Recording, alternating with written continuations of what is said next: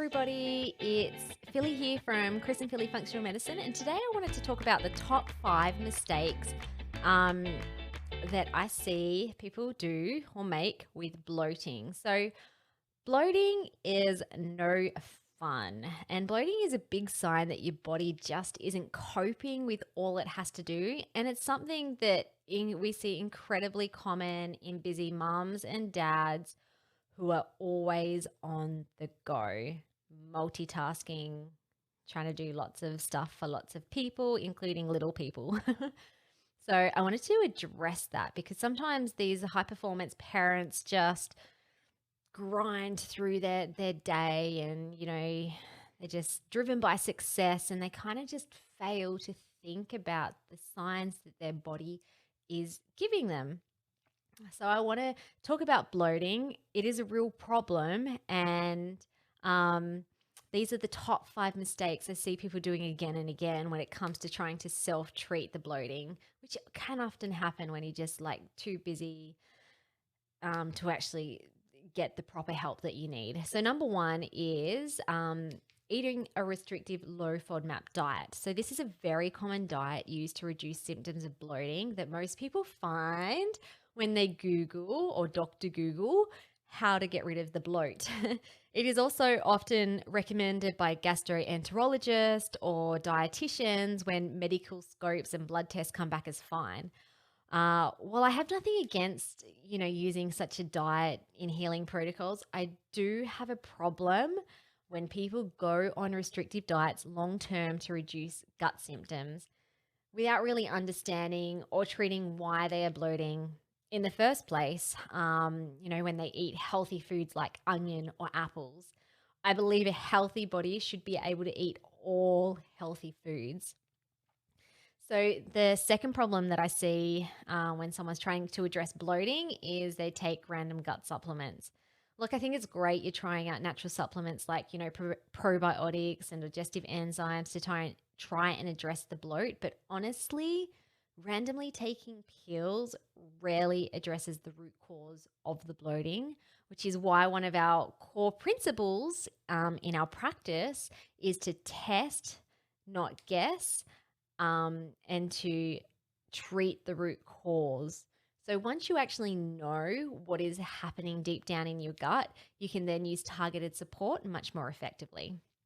So number 3, the third issue I see with bloating is taking antispasmodic medication. Okay, so this isn't really self-treating, as you need a GP script to get such drugs.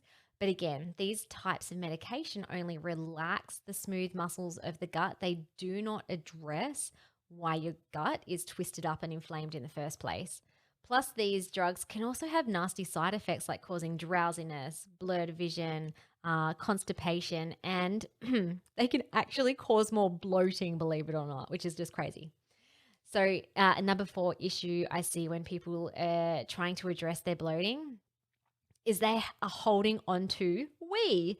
So this is a bit of a random one, hey. It's not really a self-treat method, but it's a problem many rushing moms have, which can literally cause or exacerbate bloating. So if you're so busy that you can't go to the toilet regularly, your bladder will no doubt be very full for most of the day, which can cause the sensation of abdominal bloating and even IBS cramping. So my advice, pee, people, pee, don't hold on.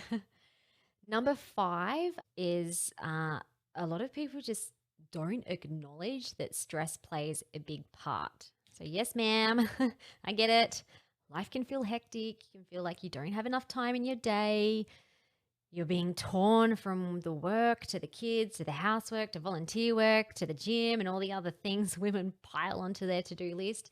And even though your bloating is becoming a big issue, you just can't work out how you can reduce your stress load. You don't know how to get off this merry-go-round of madness. Even though deep down you know your gut is more aggravated, the more overwhelmed you are. So that is a big issue that I see, is that people just aren't connecting that stress and overwhelm is actually literally affecting their gut.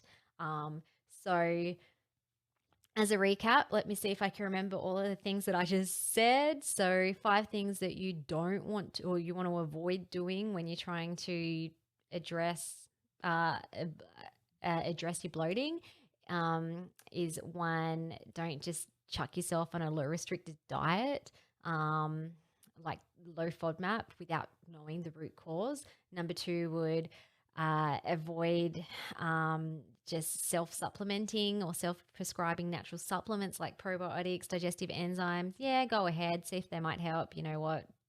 Occasionally they do, problem fixed. But a lot of the time, they just don't address the root cause. They can actually mask symptoms. Number three is avoid antispasmodics medication. So, they don't, again, address the root cause. And sometimes they can actually make gut issues worse, like constipation, which can lead to bloating. So, that is a double whammy there. And third is stop avoiding your stress. So stop avoiding, not acknowledging that stress is actually playing a bigger issue in your IBS and your bloating.